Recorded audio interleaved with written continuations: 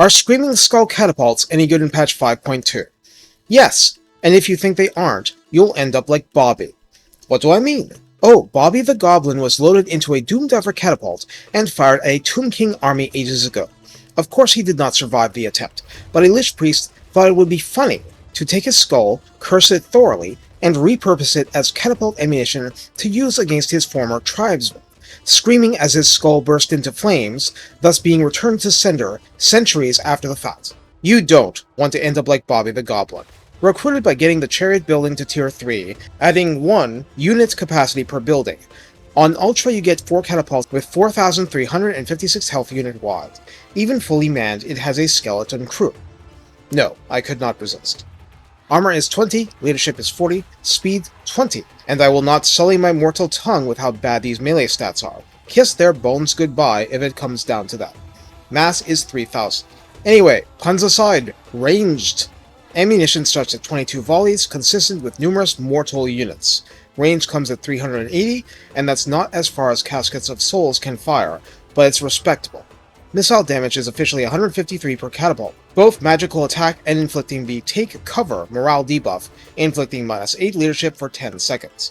Note these sorts of things do work on undead. Damage per impact is 30 base and 120 armor piercing, with a detonation radius of 5 per skull and explosion damage of 30 base and 65 armor piercing, making this a powerful and effective destroyer of heavily armored demon infantry, or chaos warriors and chosen for that matter.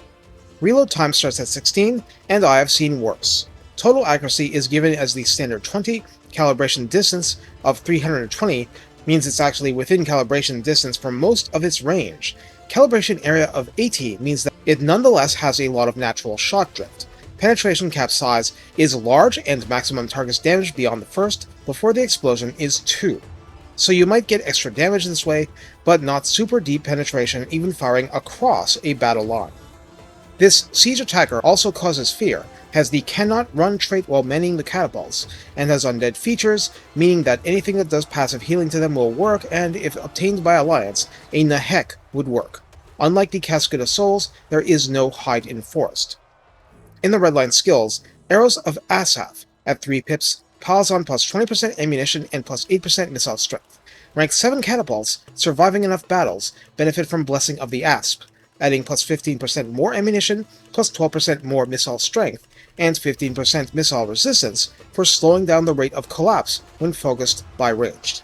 In the tech tree, Ancient Battle Sights adds plus 20% ammunition, and crucially grants 15% reload time reduction, and Ancient Quarries piles on plus 10% more missile strength. So yes, that's plus 55% ammunition, and plus 30% missile strength possible, Empire levels of buffing. At least without the new introduction of engineer heroes and all that, but still. Khalida will add plus 20% more ammunition on top of that, and just plain buffs ranged. Aside from that, I want to give special mention to Petra's Incantation of Righteous Smiting, Lore of Nehekara. The base version grants 32 seconds of plus 40% to both types of missile damage.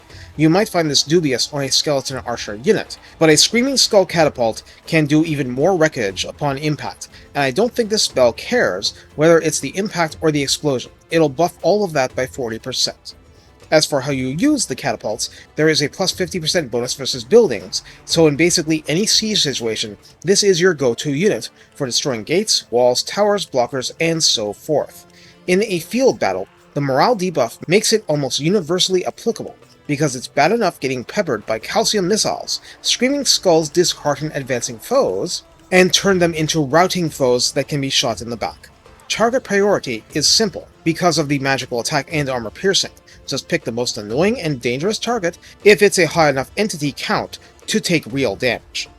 Of course, you need to consider the enemies wanting to attack it, the desire of enemies to destroy your battle lines to fully expose it, and yes, friendly fire issues. But I have confidence that you can work around these issues.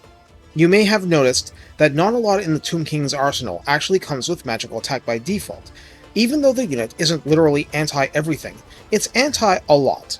Despite the fanfare the Casket of Souls gets, and it gets that fanfare for good reason. The catapults are solid, borderline amazing, and so long as you have the rest under control to get the most of the ammo upgrades, they deliver for you battle after battle, century after century. My jesting about Bobby the Goblin aside, the Greenskins have only 2 pieces of artillery, and both are stupidly good. The Tomb Kings have only 2 official pieces of artillery, but though this has a lower firing arc, and thus more potential for friendly damage, you're still benefiting from an outstanding and consistent unit that puts a lot of hurt into your enemies. Either they counter it, or they pay the price in blood. Take care, and have fun winning the argument through superior decibel level.